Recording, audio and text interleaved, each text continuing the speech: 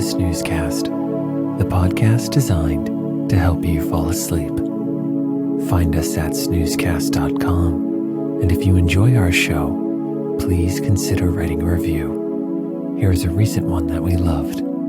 The subject line is life-changing. It is not an overstatement to say that Snoozecast has changed my life. I have never been able to find anything that helps me go back to sleep in the middle of the night until now. Thank you, thank you, thank you. And thank you to our listener who wrote this review. We are so happy to help you fall back asleep easier. This episode is brought to you by Silent Grottos. Tonight, we'll read about hermit caves and rock temples from the Subterranean World, written by G. Hartwig and published in 1871. A hermit is a person who lives in seclusion. Eremitism plays a role in a variety of religions, although in modern colloquial usage, hermit denotes anyone living apart from the rest of society for any reason.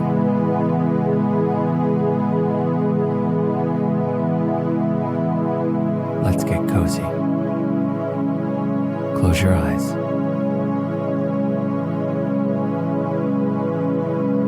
Relax your body into the softness of your bed.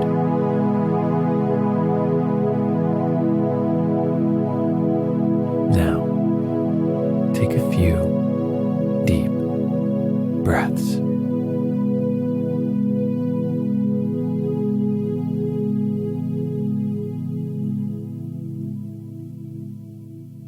The dim twilight of a forest, its leafy vaults, its majestic silence, or its foliage moaning in the wind, are all apt to strike the mind with a religious awe. But the solitude and stillness of caverns is equally well adapted to awaken feelings of devotion, and thus we find that contemplative minds in every age and of every creed have found in them congenial retreats. Both in the heathen and the Christian world, grottos, particularly such as had been hallowed by the lives of sainted anchorites, have frequently been consecrated to divine service. And to render them still more worthy of their destination, the rude excavations of nature have not seldom been enlarged and beautified with all the resources of art. Among these subterranean places of worship, those of India are deservedly renowned for their colossal size and for the vast labor bestowed upon the sculptures with which they are adorned. A description of the famous rock temples of Kenara near Bombay will give the reader some idea of their magnificence. The way leads over a narrow mountain path through a jungle so dense that the traveler is obliged to quit his palanquin and to ascend on foot the steep acclivity from which, at some distance from the summit, the large temple overlooks the country. This colossal work is hewn out of the solid rock, 90 feet long and 38 feet broad, with a corresponding height, and forms an oblong square with a vaulted roof. 2 colossal rows of columns divide the hall into 3 naves or avenues and give it the form of an ancient basilica. As the Temple of Kenara served the Portuguese for some time as a church during their occupation of the small archipelago of Bombay, the sculptures which decorated the interior have been mostly destroyed. This is the more to be regretted as the well-preserved and masterly executed capitals of the mighty columns justify the belief that their artistic merit must have been worthy of the grand dimensions of the hall. The beautiful portico, however, is still richly decorated. On each side, a recess contains a colossal, well-executed statue, and long inscriptions in unknown characters are carved on the square pillars of the entrance.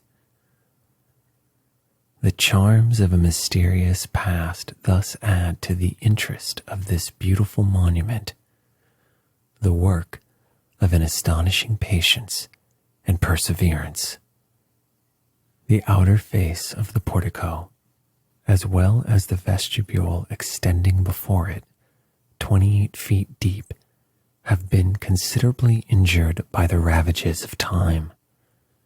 Many stones have started from their joints, and a multitude of creeping plants cling to the moldering statues. Thus, the efforts of man to rear eternal monuments are vain. They must necessarily yield to the living powers of nature. Steps are hewn in the rock to the summit of the mountain, and various intricate paths lead to smaller excavations, consisting mostly of 2 cells and a portico. Near each of them is a well or basin, likewise hewn out of the rock, in which the rainwater collects, affording a grateful beverage to the tired wanderer. Many of these caves are larger and more perfect than the others, and some in their general effect resemble the great temple, although far inferior in size and decoration.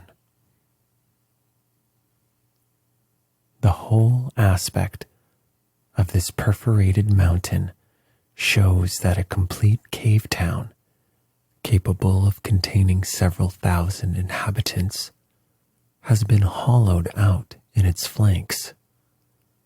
The largest excavation was, beyond a doubt, the chief temple. The smaller caves, arranged according to the same plan, likewise served for devotional purposes, and the rest were dwellings more or less commodious and large according to the rank or means of their possessors, or, what is still more likely, the abode of pious Brahmins and their scholars at the time when India was the cradle of arts and sciences, while the nations of Europe were still plunged in barbarism. From the summit of this wonderful mountain, the spectator enjoys a beautiful prospect. The island of Salsette lies before him as if spread out on a map, affording a most agreeable variety of rice fields and coconut groves, of villages and meadows, of woody hills and fruitful vales. The surrounding mountains form a foreground of gray rocks, dotted with trees, or excavated into dark grottos, once the abode of fakirs, but now the retreats of tigers, while towards the south the horizon is bounded by the island of Bombay, with its forest of masts, towards the east by the mainland, and towards the south by the ocean. The enjoyment of the picturesque scene is marred only by the many tigers which live in the mountains and frequently descend into the plain. Where the rock touches the sea, navigators had long remarked some pillars of stone rising from the water and covered with rude sculptures. From these, the spot received the name of the Seven Pagodas. Most of them have since been destroyed by the tides, and one only is still standing, though tottering to its fall. These, however, were but the advanced posts of the colossal excavations in the rocky wall behind, for here also are seen large grottos, porticos, and temples, though of somewhat smaller proportions and of less beautiful execution. They are dedicated to the worship of Vishnu and Shiva and covered with inscriptions. A whole rock town, or at least a vast sanctuary, thus lies concealed on this solitary coast. On the banks of the mysterious Nile, we find rock temples rivaling those of India in colossal grandeur, and among these, Ipsambul is preeminent in splendor. After sailing for some hours, says Warburton, through a country quite level on the eastern bank, we come upon a precipitous rocky mountain, starting up so suddenly from the river's edge that its very summits are reflected in the water. We moored under a sand bank, and accompanied by half a dozen of the crew with torches, approached this isolated and stupendous rock. Yet even here, the daring genius of Ethiopian architecture ventured to enter into rivalry with nature's greatness, and found her material in the very mountains that seemed to bid defiance to her efforts. On the face of the vertical cliff, a recess is excavated to the extent of about 100 feet in width. From this, 4 gigantic figures stand out in very bold relief. Between the 2 central stony giants, a lofty doorway opens into a vast hall, supported by square pillars, each the size of a tower, and covered with hieroglyphics. Just enough painting still glimmers faintly on these columns to show that they were formerly covered with it, and the walls are carved into historic figures in slight relief. These, as our torches threw an uncertain glare over them, seemed to move and become instinct with life. This temple was dedicated to Hathor, who is represented within under the form of the sacred bow. This was, however, a mere chapel of ease to the great temple, excavated from a loftier rock about 50 yards distant. Between these two, a deep gorge once ran to the river, but this is now choked up with sand, in whose burning waves we waded knee-deep to the Temple of Osiris.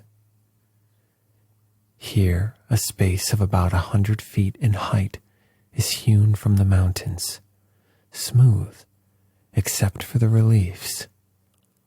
Along the summit runs a frieze of little monkeys in long array, as if the architect felt the absurdity of the whole business, or as Byron sometimes finishes off a sublime sentence with a scoff, then succeeds a line of hieroglyphics and some faintly carved figures, also in relief, and then 4 colossal giants that seem to guard the portal.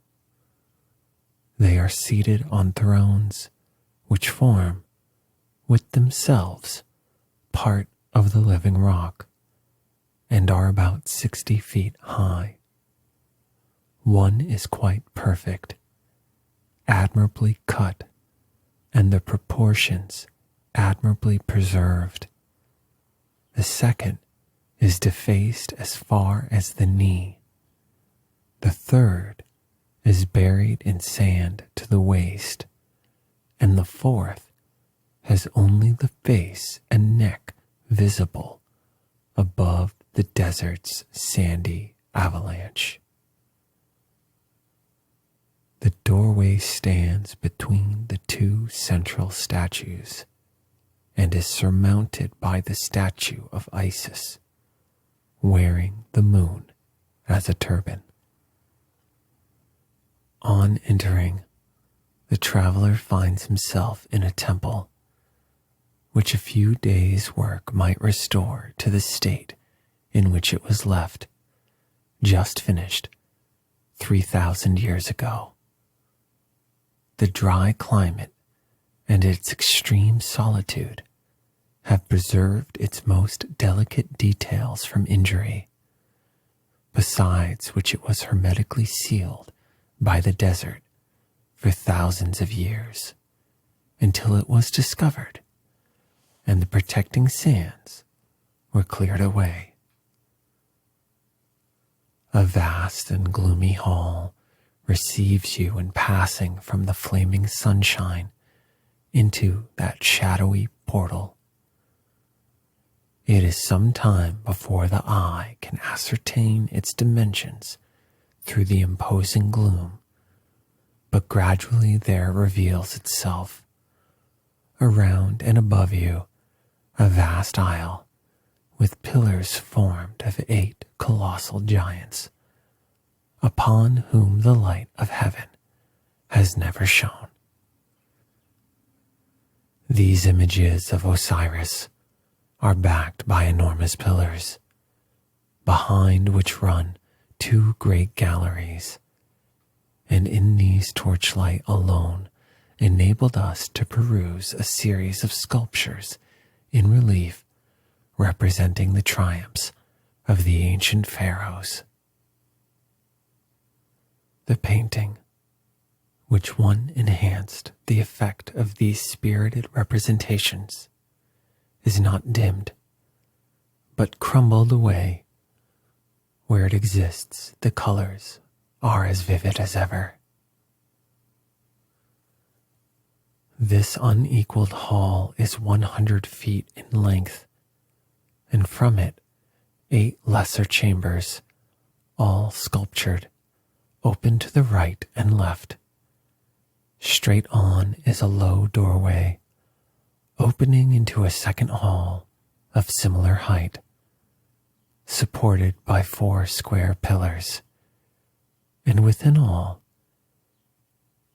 is the Eremitism, wherein stands a simple altar of the living rock in front of 4 large figures seated on rocky thrones. This inner shrine is hewn at least 100 yards into the rock, and here, in the silent depth of that great mountain, these idols, with their mysterious altar, looked very imposing. They seemed to sit there, waiting for some great summons, which should awaken and reanimate these kings of the earth who lie in glory, every one in his own house. We wandered through many chambers in which the air is so calm and undisturbed that the very smell of the torches of the last explorers of these caverns was perceptible.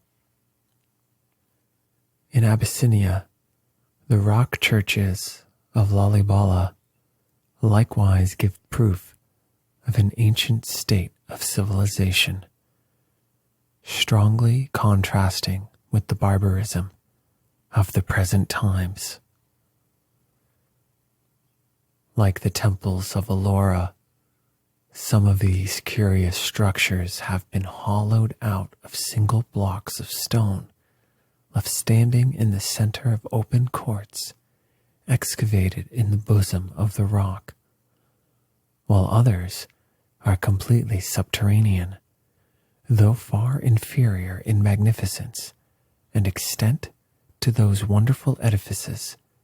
They are yet very remarkable. The courts, in which the three principal monolithic churches are respectively dedicated to our Savior, to the Holy Virgin, and to Saint Emanuel, communicate with each other by narrow passages, the whole thus forming a continued series of excavations. The Church of Saint Emanuel is 48 feet long, 32 feet broad, and 40 feet high, but it is surpassed in size by the Church of the Holy Virgin, where the rock walls of the court are moreover perforated with sepulchral vaults and with cells for the habitation of monks. The town of Lalibala is situated in a beautiful country, 7,000 feet above the level of the sea, on the slope of the mighty Asheton Mountain, and commands a prospect of alpine magnificence. Though it is now reduced to about 2,000 inhabitants, its 8 rock churches, 5 monolithic, 3 subterranean, prove that it must once have been a place of considerable importance. Divine service is still performed in all these churches, which are the resort of numerous pilgrims, and to whose service above 500 priests, monks, and nuns are attached. Though ancient Greece has no such huge rock temples to boast of as India or Egypt, yet caverns played an important part in her ancient religious history. Caves were the site of some of the most celebrated Grecian oracles. The tripod of the Delphinion stood over a subterranean hollow from which the divine inspiration was supposed to ascend, and pilgrims from all parts resorted to a cave in the neighborhood. A mythical personage who was supposed to have lived there for many years and was subsequently deified as an oracular god. Those who repaired to this cave for information were required, after passing some preparatory days in a chapel dedicated to fortune and to the good genius, to anoint themselves with oil, to bathe in a certain river, and to drink of the water of 2 neighboring springs, the first of which made them forgetful of the past, while the second fixed in their memory all they had heard and saw in the cavern. They were then clothed in a linen robe, took a honeyed cake in their hands, and after praying before an ancient statue, descended into the subterranean chamber by a narrow passage. Here it was that the future was unfolded to them either by visions or extraordinary sounds. The return from the cave was by the same passage, but the persons consulting were obliged to walk backwards. They generally came out astonished, melancholy, and dejected. The priests, on their return, placed them on an elevated seat, called the seat of remembrance, and the broken sentences they uttered in their confused state of mind were considered as the answer of the oracle. They were then conducted to the chapel of the good genius, where by degrees they recovered their usual composure and cheerfulness. There can be no doubt that the priests introduced themselves into the cave by secret passages and worked upon the excited imagination of their dupes by terrible sounds. During the palmy days of the oracle, the neighborhood of the cave of Trophanos was decorated with temples and statues. At present, its very site is uncertain. Like ancient paganism, Christianity not seldom celebrates her rites in caves hallowed by the memory of saints and anchorites. A stately church rises over the Grotto of the Nativity at Bethlehem, and a magnificent pile has been constructed at Jerusalem over the rock tomb in which our Savior was buried. The grotto on Mount Carmel, to which the prophet Elijah retreated from the world, is now dedicated to divine worship. In the convent which bears his name, and the cave in which John the Evangelist is said to have written the Apocalypse during his exile in the island of Patmos, has also been converted into a chapel. One of the most celebrated rock churches is the Grotto of Saint Rosala, the patroness of Palermo. This illustrious lady was niece to King William the Good, and, as the legends inform us, no less remarkable for her beauty than for her virtues, which made her the admiration of all Sicily. Never was a princess more fitted to adorn society, but the world had so few attractions for a spirit that could only breathe in the pure regions of piety, that at the age of 15 she retired to the solitary mountains, and from the date of her disappearance in 1159 was never more heard of for about 500 years. The people thought she had been taken up to heaven as the fitting abode for her more than human perfections.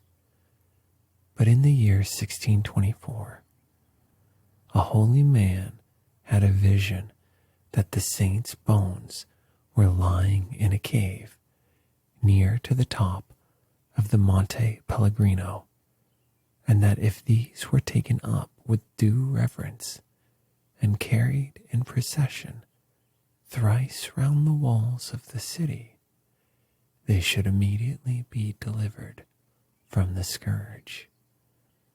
The bones were accordingly sought and found, thrice carried around the town, as the vision had described, and the plague suddenly ceased.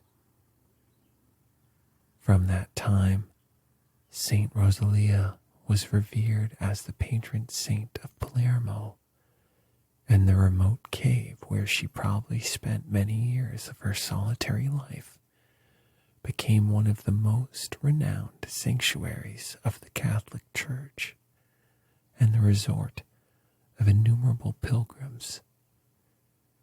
The mountain is extremely high and so steep that before the discovery of Saint Rosalia, it was looked upon as almost inaccessible.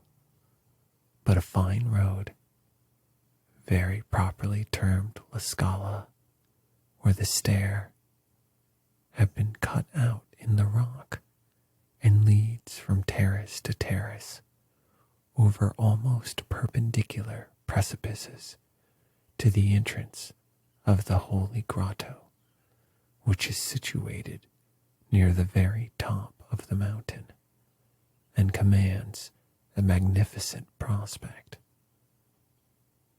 Within 2 miles of the foot of the mountain, the eye discerns the city of Palermo, with its beautiful villas and luxuriant gardens, and then, taking a wider range, glances to the north over the dark blue sea, bounded by the Lipari Islands and the ever-fuming cone of Stromboli, while to the east a large portion of Etna, although at the distance of almost the whole length of Sicily, towers like a giant above the minor mountain chains.